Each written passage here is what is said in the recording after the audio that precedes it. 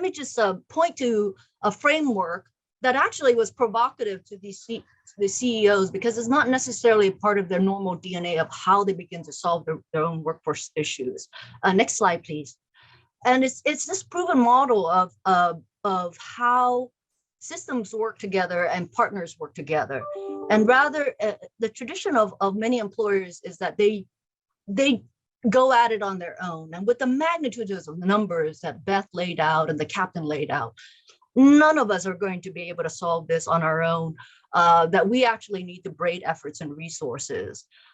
So focus each entity on what they do best, right? Employers, the workforce systems, the education systems. I'll go into a little bit of detail. Next slide.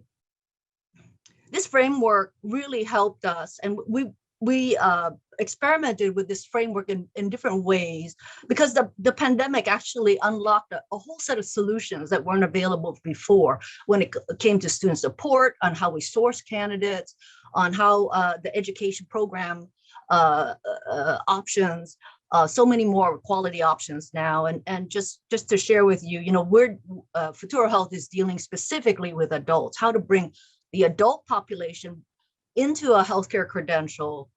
We've been able to get to 80% diversity, 51% bilingual, which is, as you know, so important when it comes to getting better health outcomes. And why the average age, why is the adult population important? I think for these CEOs, they didn't quite realize that the demographics of the country is that the K-12 population is flatlining or shrinking.